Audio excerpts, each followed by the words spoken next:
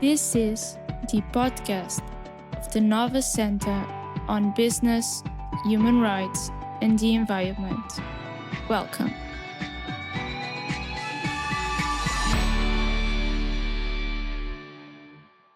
Welcome to the podcast of the NOVA Center on Business, Human Rights and the Environment.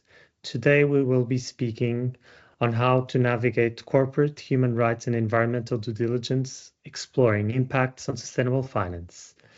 We will be joined by Maria Folque, Ângela Lucas and Rita Rendeiro to discuss corporate human rights and environmental due diligence as the cornerstone of a new compliance legislation for corporates in many jurisdictions, in particular the challenges and opportunities arising from transposition of the Corporate Sustainability Due Diligence Directive, published in the Journal of the EU on July 5, 2024, taking into account possible synergies with the Corporate Sustainability Reporting Directive, approved in 2022, and how could maximizing alignment to international standards could be ensured.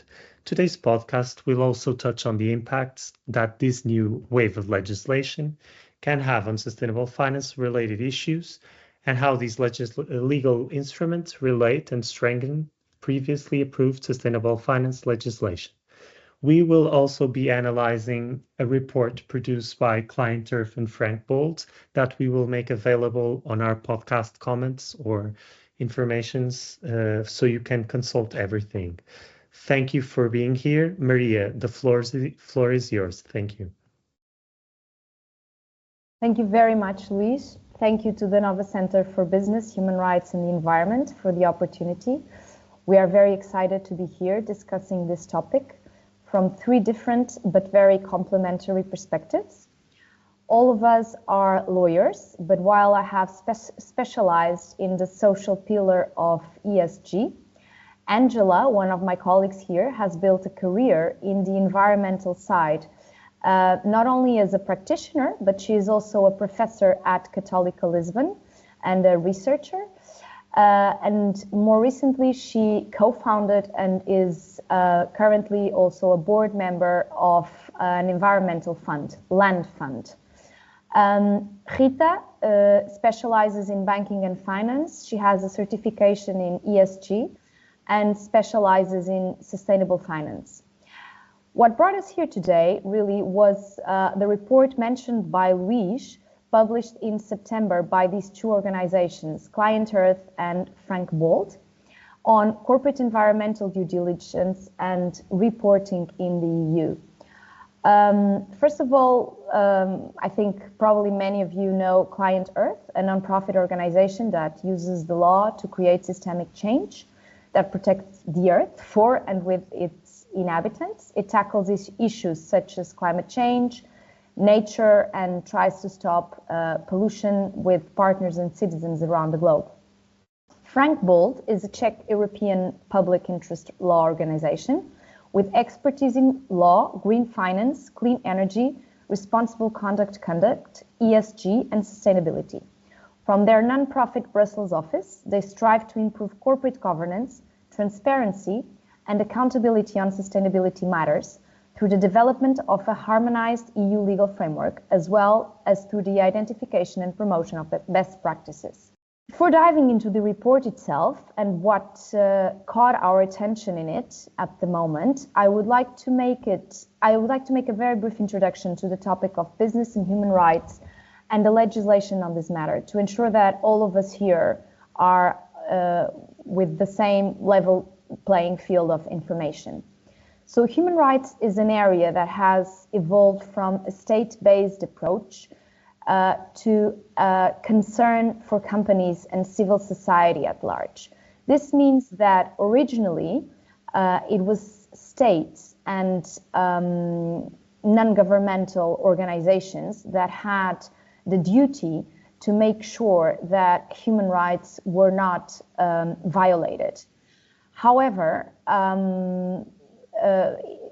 during the course of time, it was realized that companies, merely by doing business and doing their activity, had a huge impact on people's human rights.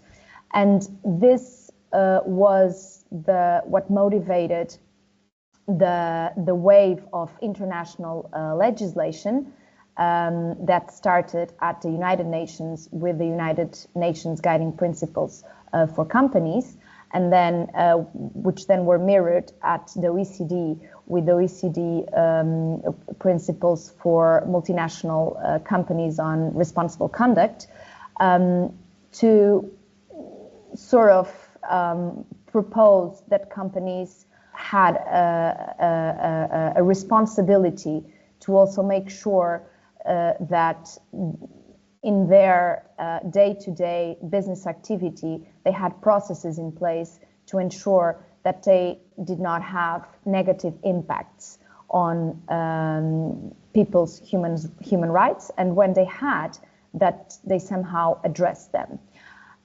This is a movement much like the Millennial Goals and the Sustainable Development Goals. Like the Millennial Goals were mainly addressed to states, while the Sustainable Development Goals impacts and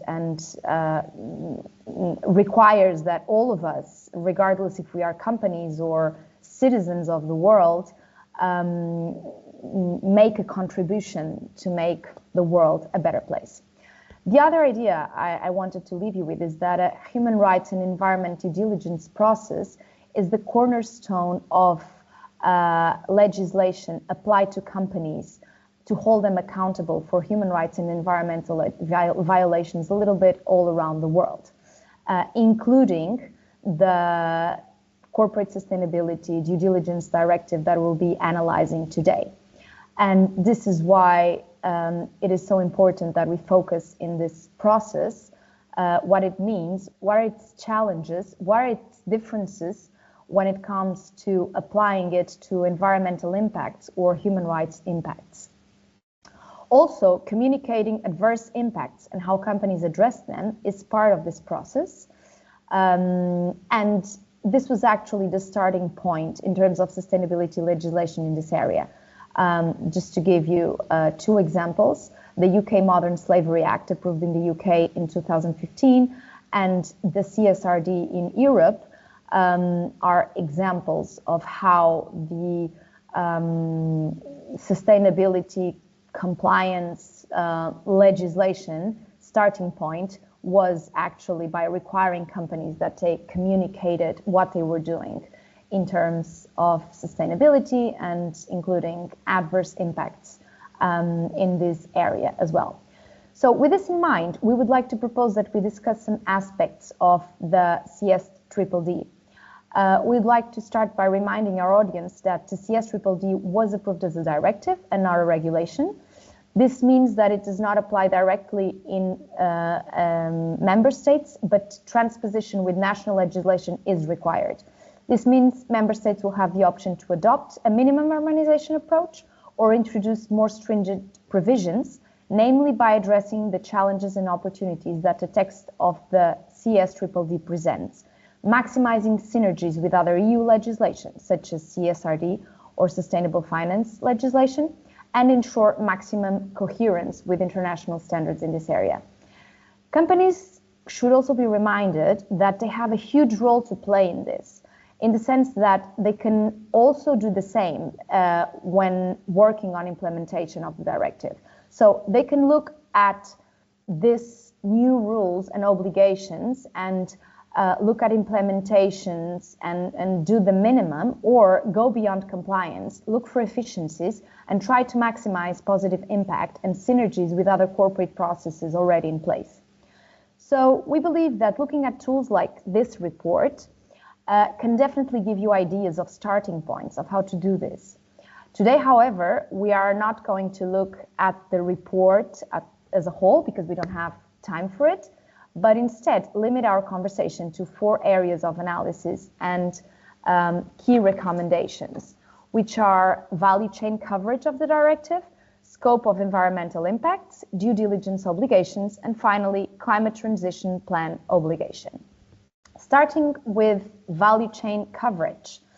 Article 3.1 on the downstream value chain, I would like to start by asking Ângela. The non-inclusion of most downstream activities in the CSRD leaves, according to some, including Frank Lloyd and Client Earth, important gaps regarding damages related to the use and waste treatment of a company's products, which may eventually result in important cleanup costs being unduly shifted to states and the public. What is your take on this limited downstream scope in the value chain? Seeing that we need to balance competitiveness, but also that ideally CSRD should be aligned with international standards, do you feel member states should go for minimum transposition or beyond? Thank you. Well, hello. First of all, it's great pleasure to join you in this discussion. Thank you. Okay, so basically the concept of due diligence has become mainstream over the last decades, in particular through the adoption of the UN Guiding Principles on Business and Human Rights and the OECD guidelines for multinational companies on responsible business and conduct, as you mentioned a while ago, Maria. So due diligence under these international standards should be understood as a bundle of interrelated responsibilities and processes for the identifying, preventing, mitigating, and bringing to an end any adverse impacts of businesses, as well as accounting for them, of course, tracking the implementation and the results of these processes, and communicating about how adverse impacts are addressed with respect to the company's own operations and their whole value chain, so upstream and downstream. And when causing adverse impacts, companies are required to provide remediation, such as apologies, financial or non-financial compensation. So the fact is that unlike this mainstream concept of due diligence, the CSRD, as regards the value chain, only covers upstream activities and certain downstream activities. So it covers upstream activities, so the company's supply chain, design, extraction, manufacture, transport, storage, and supply of raw materials and products or parts on the upstream as suppliers. And downstream activities, only 3 of them are covered by CSRD: distribution, transport, and storage, which means that other downstream activities are not covered. For example, the sale, the use, and the end of life of the product when it becomes waste. The reuse, the recycling, the repurposing, recovery, disposal of the products are not covered. So impacts arising from these value chain activities fall out of the due diligence exercise companies must carry out under CSRD.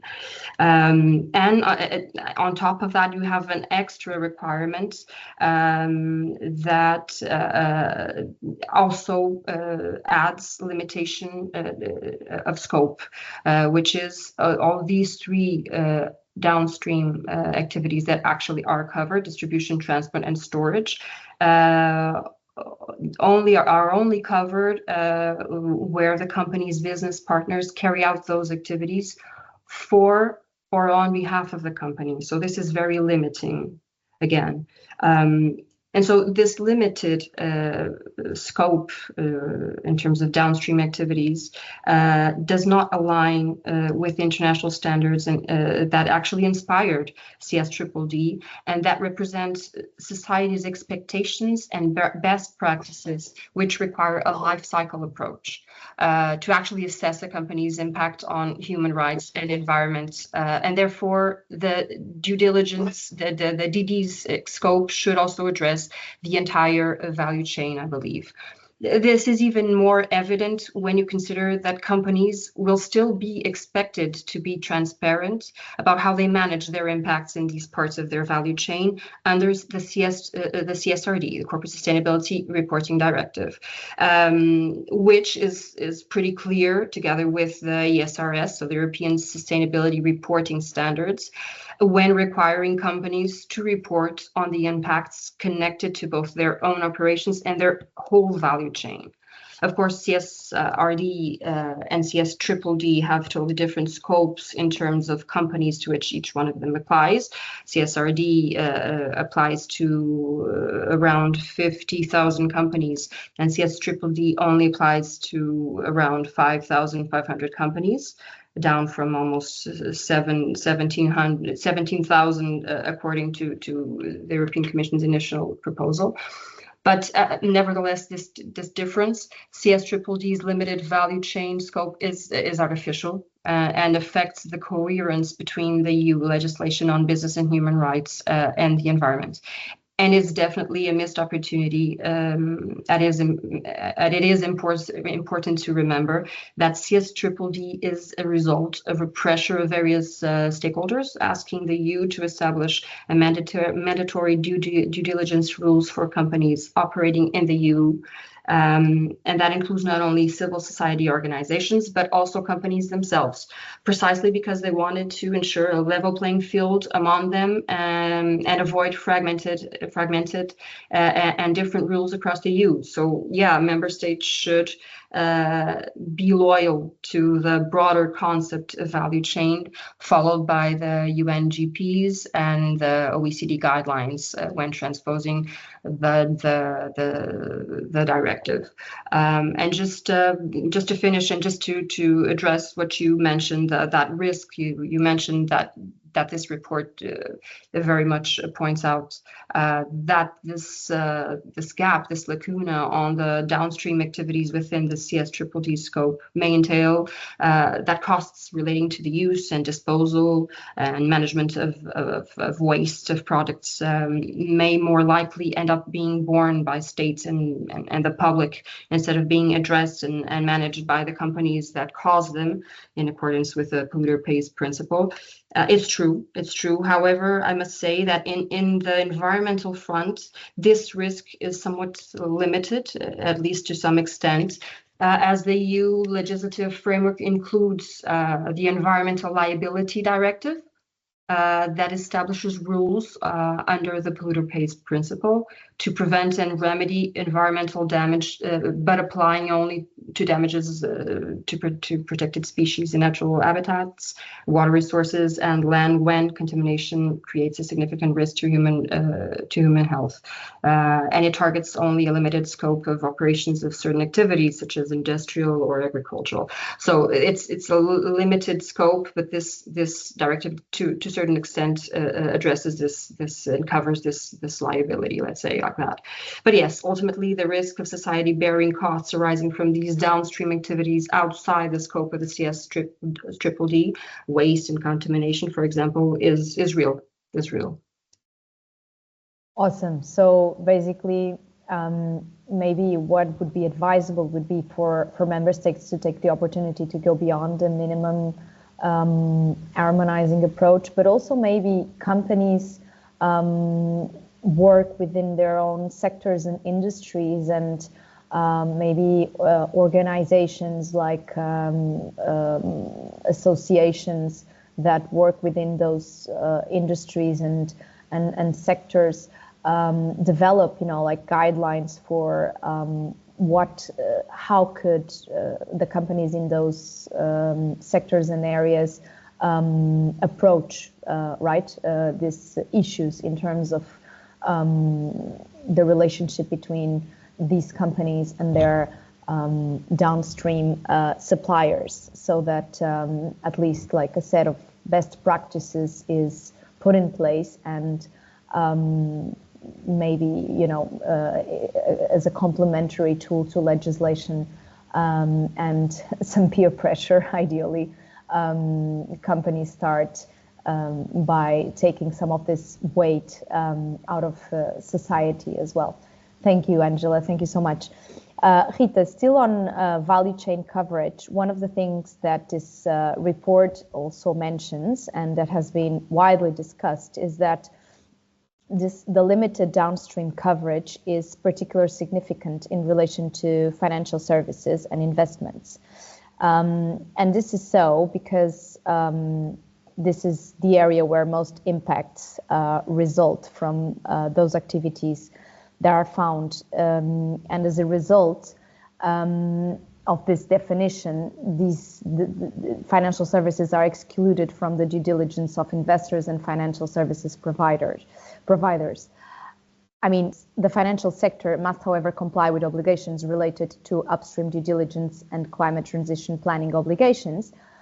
But in terms of downstream coverage, they are excluded. By contrast, the CSRD and the Sustainable Finance Disclosure Regulation require the disclosure, respectively, of negative impacts related to investments and financial services and of due diligence policies. So this is a bit opposites. In both cases, the failure to specify how such duties can be effectively carried out by laying down requirements in CSRD is as viewed by these two stakeholders as a missed opportunity that could be rectified at transposition stage to provide clarity, legal certainty to companies under those frameworks. What I wanted to ask you is, do you think this should be pursued by member states? Can you share your views on pros and cons for your preferred scenario? So basically, for member states to go beyond minimum harmonization transposition in terms of not including the financial services in downstream coverage or doing so. Thank you. And thank you for inviting me. It's really a pleasure to be here. I think that we all by now have understood that the financial sector, and in particular banks, are a special animal, so to say. And that's what I think, like the way in which banks operate and the role of the financial sector in the economy and in this like wider transition should be, I think, well understood to be able to answer your question. Angela has been very helpful and has set out already and you as an introduction what are the the scopes of these rules, of these frameworks that we're discussing, and in particular the CSRD, but then also the CSRD, and for the financial players, the SFDR, and the way in which the banks have been somehow spared from this downstream disclosure in the CSRD, I think needs to be interpreted in this context. Obviously, ideally, you would have the banks in scope of this disclosure, and I think that the temptation to take the view that national states, national governments could bring them again inside of this scope in the transposition of this directive is very tempting. But I think we need to pay attention to the limitations also and the risks that this is posing. I often highlight that the SFDR was actually the first piece of legislation that saw the light of day in this wider European Green Deal and sustainability like legislative and regulation packages, and I think that's for a reason. So I think one of the main concerns in getting into this major transition plan was to ensure that it was fair and that it was transparent, and that we were not just all pretending that we are financing the green transition or investing responsibly while we're not. So a very important aspect is transparency and the level playing field that is supported and generated by these pieces of legislation. What this means is that if national regulators or governments were to, in the transposition of the directive, create national obligations for credit institutions, banks, and some financial players to actually comply with the CSRD in terms of their downstream activities, then this has the risk of becoming an anti-competitive instrument, in the sense that you cannot ensure a level playing field across banks in different EU countries or operating in different EU countries. So there is, I think, one big obstacle for that solution to be applicable. Then, as we see, we are talking about very complex regulations. Even the CSRD and the way in which banks and credit institutions are required to disclose their green activities, for example, or their alignment with the taxonomy under the taxonomy regulation, and then the CSRD disclosure, has been subject to many discussions. The European Banking Authority and even the European Central Bank have had a very important active role in ensuring that this reporting and that, the way leading to achieving this result of having this information, this is a data issue as much as anything, is done in a way that puts all players in the same at the same level, and that this is consistent, and that the information that, let's be honest, is not there on day one because it does not exist, that it can be gathered and that it can have reasonable quality, for example. So this is all very important. I think the ambition must be there, and I think with time we've seen the flexible approach with which the European Commission and the EU institutions have used to approve this legislation, to update it when needed, with different sorts of guidelines and then subsequent amendments. For example, there have been many amendments to these initial regulations.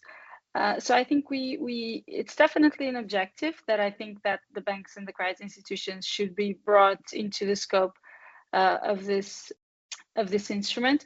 But for the time being, I personally would resist the temptation of putting that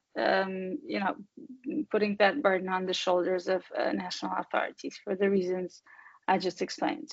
Thank you, Rita. Yeah, I understand. It seems like the financial sector has already been subject to a lot of legislation stress since the beginning of the Green Deal. So let's not add to that for now. Moving on to another topic regarding the scope of environmental impacts of the directive. In Article 3.1b, the definition of adverse environmental impacts in this article, as well as this definition in Part 2 of the annex, I'd like to ask Ângela the following. So just for the benefit of the information of everyone who is listening to the podcast, I'd like to share that the CSRD, the approach chosen by CSRD to define environmental impacts is basically a twofold approach. Firstly, the CSRD takes an integrated approach to human rights and the environment by encompassing environmental impacts with human rights obligations. This means that environmental negative impacts caused by a company that has a negative impact on human rights, namely on the right to health, have to be addressed by human rights and environmental due diligence process, by companies through a human rights and environmental due diligence process. On the other hand, the CSRD also encompasses environmental impacts that do not have direct human rights implications. These are defined only by reference to a list of prohibitions and obligations that derive from international environmental conventions and that are listed in Part 2 of the CSRD Annex.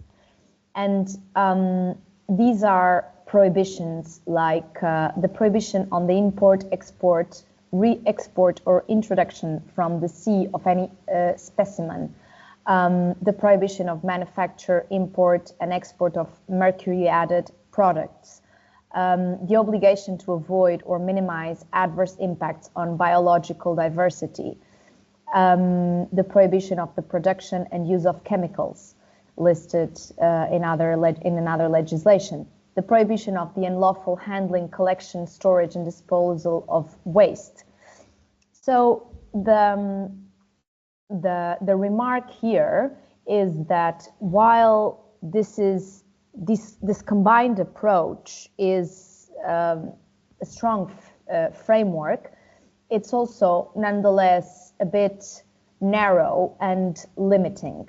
So Angela, what I wanted to ask you is if you agree with this twofold approach, if you think this is the best we can have, at least for now, or if you think this has the potential to create legal uncertainty and that therefore the scope of environmental impacts should be revisited in transposition. And in your experience, do you have any useful advice to companies if not much guidance is provided through legislation in terms of their approach to the scope of their environmental impacts? Well, thank you, Maria. Well, I guess we should start with the reason why the European Commission, in its initial proposal of the directive, adopted this twofold approach to address environmental impacts with and without human rights implications. And it was to ensure a comprehensive governance of sustainability challenges while recognizing their distinct legal and practical dimensions.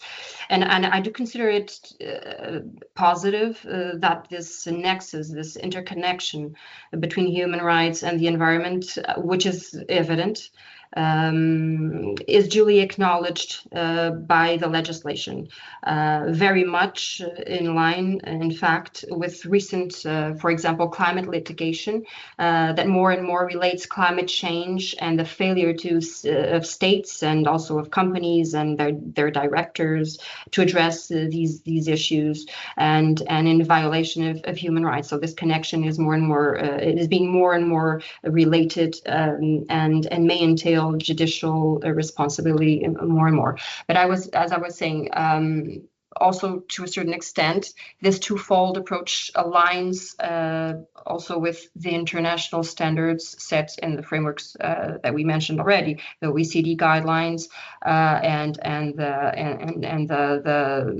the UN's GP. So these recognize that environmental and human rights issues, while overlapping, require tailored measures due to their different impacts and stakeholders. And additionally, I would say that the objective was that by differentiating the impacts, companies and authorities better implement due diligence effectively by providing clarity on their obligations and the nature of the risks to address, ensuring better compliance and enforcement by this dichotomy and this twofold approach, as you mentioned. So maybe just to give an example of an environmental impact that can actually affect human rights of individuals, which I guess is important just to illustrate and for us to have an idea of what we're talking about. And in fact, the report we are commenting actually lists a few more examples that may be useful for companies. I recommend them to take a look at the report. But as an example, I was saying, Imagine a multinational agribusiness company that acquires vast areas of land in a rural area to establish an extensive monoculture plantation for export crops such as soy, palm oil, which require excessive water usage, and this acquisition often involves the displacement of the smallholder farmers and indigenous communities. So from an environmental impact perspective, the impacts are related to biodiversity, land use change, soil degradation, deforestation, destruction of habitats, depletion of water resources. And when you look at it from a human rights perspective, the human rights that may be at stake in this case, in this example, could be the right to land and resources, the right to self-determination, including the right not to be deprived of means of subsistence,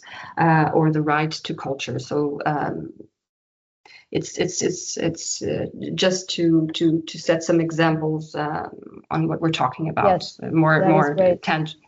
But as regards the environmental impacts that do not have human rights implications, CSRDD's approach was, as you mentioned, and actually mentioned some examples, was to list 16 specific environmental obligations and prohibitions derived from those international environmental conventions that are listed in Part 2 of the CSRDD's Annex. Well, the problem is that this list actually falls short on several environmental obligations and prohibitions, and is far from complete or comprehensive. This is the problem here, I would say. And the report we are commenting on is very useful, I find, because it groups the obligations and prohibitions listed in Part 2 of CSRDD's Annex according to the triple planetary crisis. So 1, climate change, 2, biodiversity loss, and 3, pollution. And it shows the most relevant gaps detected, making it easier for member states to address these gaps in the transposition process, so as to ensure an effective coverage of the most relevant international conventions. And alignment with alignment with international instruments that are relevant in this area. So yes, indeed. Just to give you an example, the UN Framework Convention on Climate Change is not covered, listed in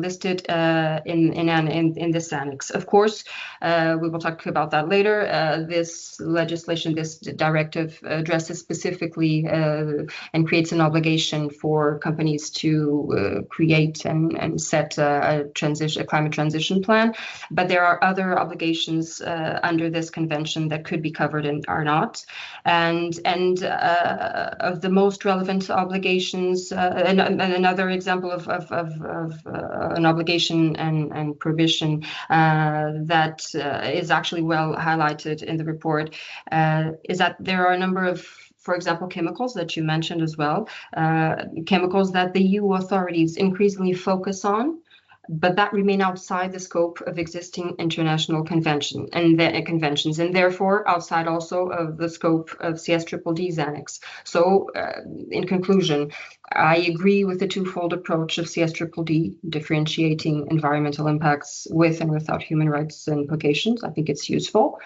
But as regards those environmental impacts without human rights implications, the option of adopting a positive list, but not a complete one, leaves outside of companies' due diligence obligations very serious environmental impacts, in which seems to be a flawed approach, which is very hard to understand, to be honest.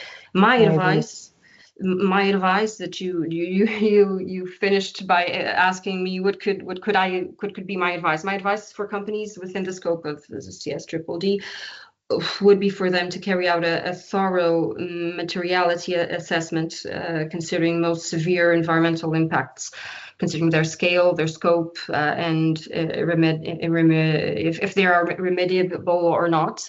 as well as their likelihood, and that encompass not only the 16 list obligations and prohibitions in Part 2 of CSRDD's Annex, but also those arising from other more complete analysis of the international environmental conventions and the EU environmental framework. Of course, this seems kind of overwhelming, but maybe looking at the list that is included in this report we are commenting on, I think it would be probably useful for companies. I'm not sure if enlarging these obligations through transposition, just like Rita said, for the more financial approach, maybe here that's maybe not the best approach, but just for companies to make sure that they are ticking all the necessary boxes if they are to be sometime soon accountable for any impacts. I think they should be cautious about that.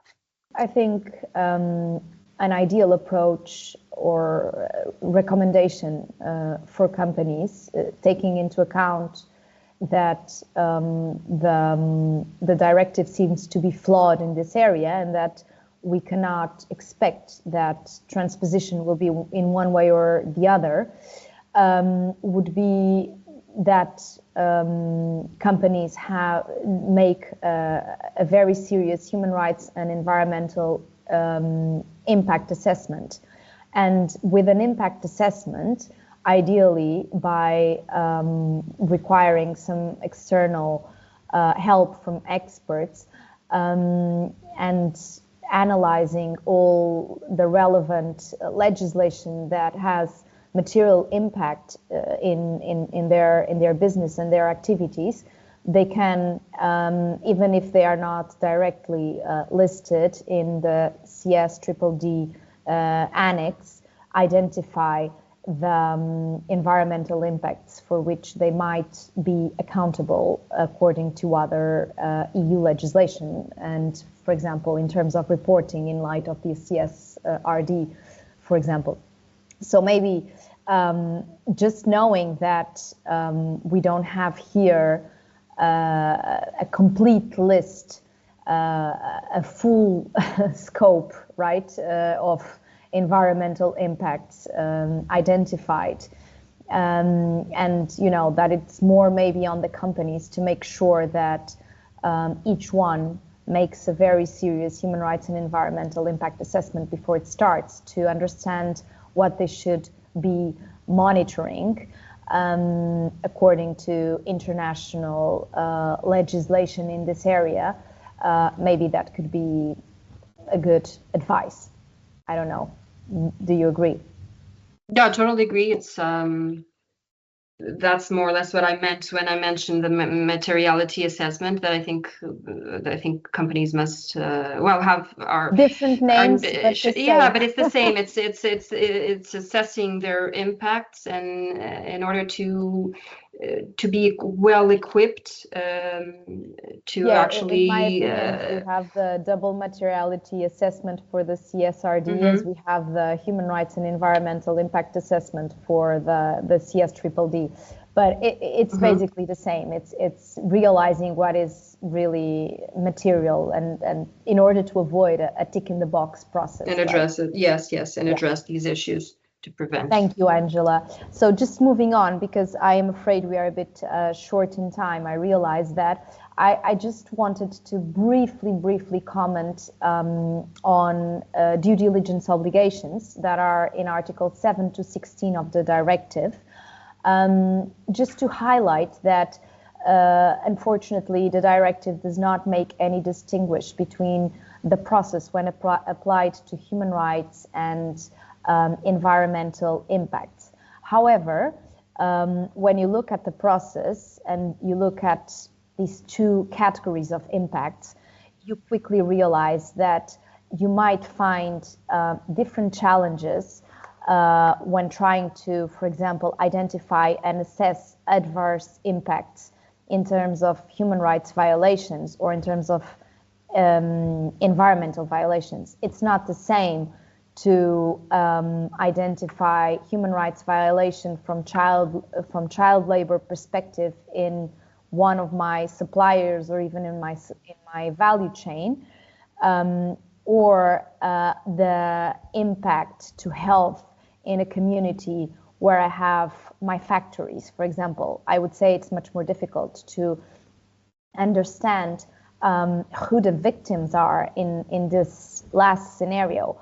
Also, when establishing and implementing appropriate measures, I would find it much harder for a company to understand what a proportionate and adequate measure to all the categories of victims involved would be in a situation like the one I've just explained, instead of a situation where only, like child labor is involved with one of my suppliers. I'm not saying it's easier, but when compared to the other, where you can have like multiple victims and multiple also adverse impacts and different relationships, also it might be difficult to address, might make it more difficult to address the situation.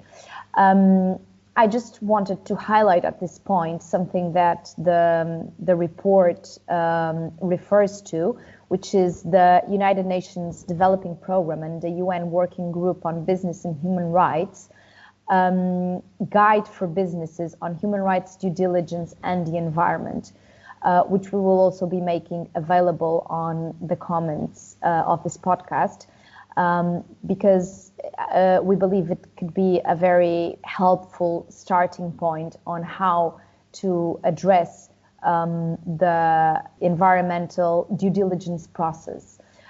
So basically, in the context of recognition of the right to a clean, healthy, and sustainable environment, how can companies identify, address, prevent, and mitigate adverse impacts in people's lives through adverse impacts in the environment. Moving on to our last topic of the podcast, which is about the climate transition plan obligations. Rita, this is also about this also relates to due diligence obligations that we were discussing just right now, taking into account the challenges and opportunities it will bring to incorporate this or to strengthen, right, due diligence obligations in corporate processes. I'm just curious to know your take on this. Do you think this will help put more money into sustainability, ESG champions, companies, organizations at large, and projects? Or do you think this will be a deterrent because, it will make it more bureaucratic, to go through the validation of who is indeed sustainable or not sustainable? What do you think? Thanks, Maria. Yes, definitely. I think that, having an obligation to come up with transition plans is obviously a way to bring banks somehow into this set of obligations. This is nothing new, obviously, because under the CSRD is already a very forward-looking directive, and which already implies that you set out what your vision is and that you carry out materiality assessments, for example, where you see the risks in your activity and in particular in your portfolio. So I think this, together with the efforts from the European regulators vis-a-vis the banks, is already quite a comprehensive set of rules that creates an obligation for banks to obviously consider what may lie ahead for them. So basically, they are caught indirectly, I would say, under the CSRD. They may not have to report, their downstream activities or may have some exemptions, but then again, everything is the entire economy is bankable, right? So if you have the banks on board, at least even if it's through transition plans, you do have a commitment that they need to say and show how they are mitigating their businesses and their risks. And again, this will require some sort of due diligence and even downstream, right? Because when we think about it, if the firms that they finance are at risk, then they're also at risk, right, by lending to them. And so the exposure that banks have to the economy is basically like, it's full, it's complete. So to that extent, I think that the very existence of this requirement that banks need to have transition plans is the essence that we should be considering, and maybe from where we should start working from. This obviously needs to be compatible with the CSRD obligations, which I think it is, and I think the directives do recognize that, you know, ideally there is not supposed to be any double reporting under these obligations. And I just wanted to stress that I think throughout, you know, the set of regulation that has been seeing the light of day, and as far as it affects banks, the ECB has been playing a really important role. And the fact that stress tests have increasingly included climate change and transition risks, and have assessed the resilience of banks' business models and of their portfolios, then I think this is a very important sign, because I don't think it is in the interest of, you know, the economy at large or the European economy that banks are left out of this ambitious process and of the goals that we need to achieve to make sure that we are climate neutral by 2050, or that we are fit for 55, for example. So I think there is that intention, that ambition, but then we also know that banks span across the economy. They are like major players, and I think ultimately the reason why some of these decisions may look like they lack ambition is perhaps because there's also been an increasing consciousness that you need to make sure that you move forward steadily, that what you are creating in terms of obligations and new ways of doing business that are capable of being implemented, supervised, that's a really important thing. You need to have people on all of the European countries who are capable of supervising, of determining whether or not banks are complying. And basically, you know, you are talking about a huge increase in compliance efforts. And I think to a certain extent, what we also need to understand is that this needs to move from compliance, because banks are already limited in the way they cannot do illegal business, right? You cannot fund illegal activities. You cannot, you know, somehow cooperate with like either terrorism financing or money laundering or other illegal activities, because ultimately, you know, that's a risk. You know that if you lend money to an illegal activity, you may end up losing your money, and that's the end of the story. So there is already a high degree of compliance in many of these activities, and banks are very much aware of the reputation aspect, and so they are, I think, already incentivized to stay out of these types of activities where there can be serious, you know, breach allegations or controversies relating to human rights or other serious environmental breaches. But I think we should also start considering how can we move this from the compliance, and this is obviously something that's been said in many instances, but that needs, I think, to be more put into practice, which is basically to move this a bit from just a new compliance framework to a business discussion, and to how you can create the real incentives, which I think is then also what the SFDR does, to ensure that there are benefits in investing in the transition and in in this more resilient economy. So I would just leave this note as a final remark on my side. So not only obligations, but also incentives will help reshape the role of banks and asset managers in driving sustainable finance. Thank you, Rita. Ângela, final question for you regarding the climate transition plan obligation. The report notes that legislatures took the opportunity to align the CSRD and the CSRD. The CSRD establishes certain key elements of transition planning, but allows plans adopted under CSRD to be recognized as a way to comply with the obligation to adopt a plan, minimizing double reporting and avoiding overlaps.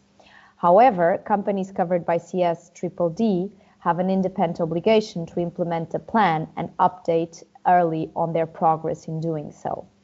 A better specification of targets under national rules transposing the CSRD would enhance such alignment and clarify that the greenhouse gases reduction targets in plan should be specified in terms of scopes 1 to 3 in all cases, and not only where they relate to absolute reductions.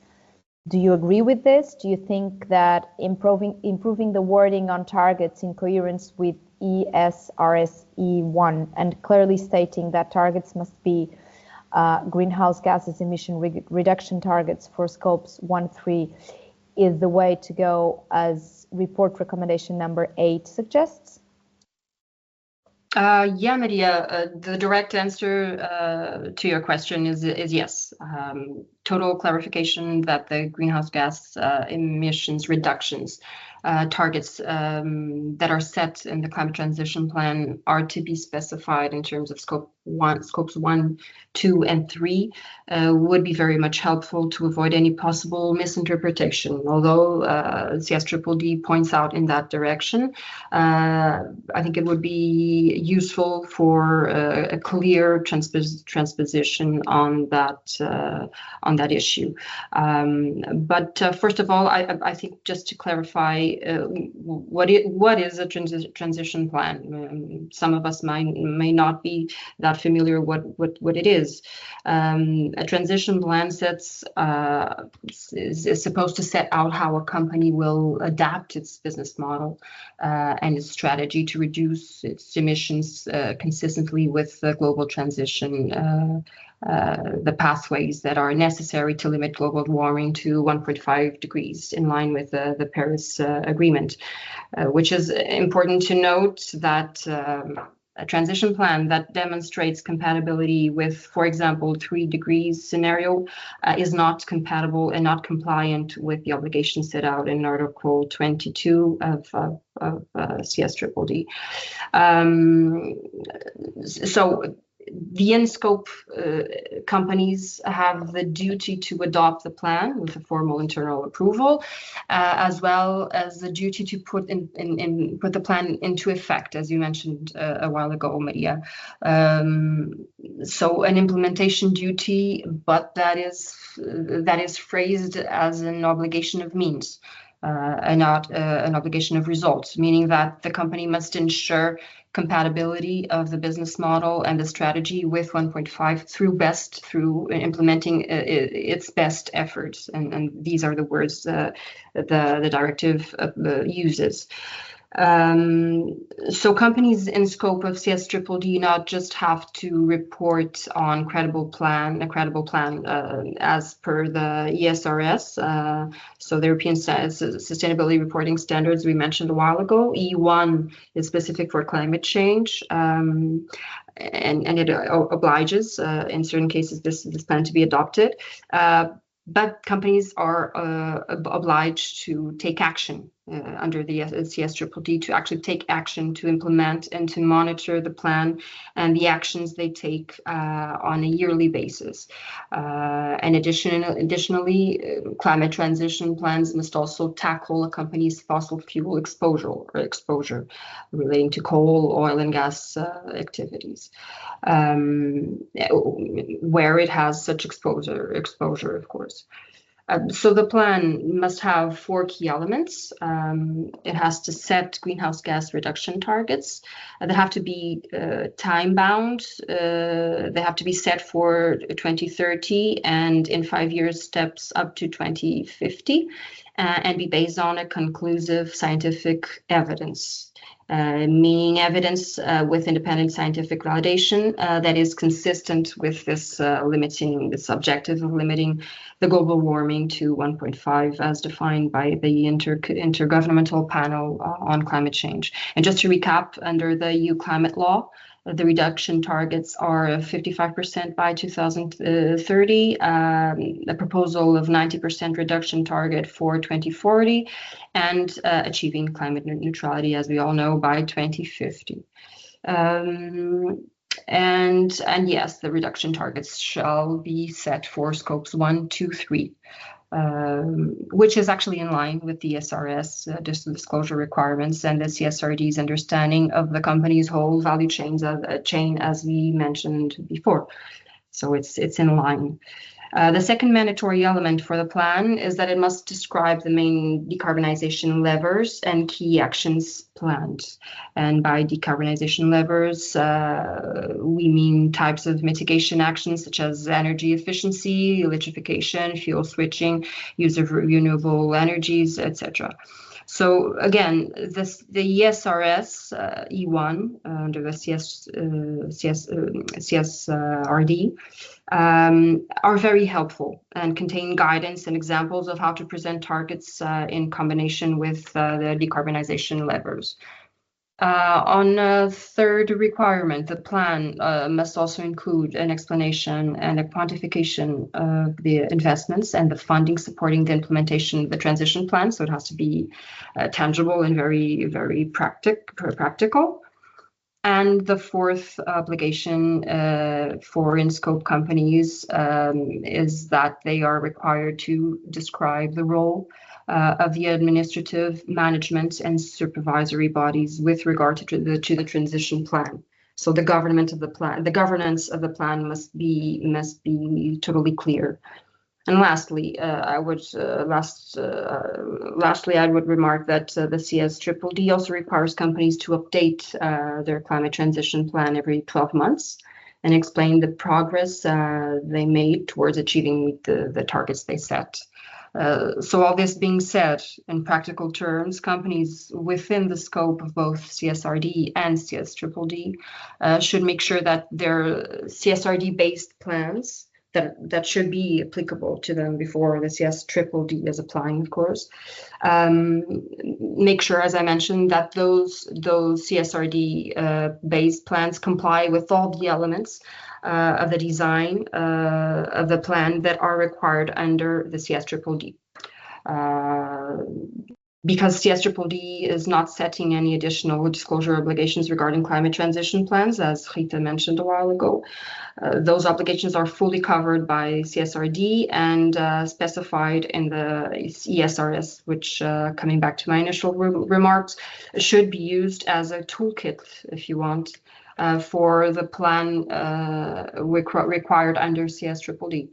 And it is very helpful if in transposing CSRD, member states make it clear that greenhouse gas reduction targets that are set in the transition plans under CSRD are to be specified in the terms of scope 1 to 3 and through the company's entire value chain as under CSRD's disclosure obligations companies are already required to disclose. So yeah, alignment as much as possible and simplify as much as possible, I would say.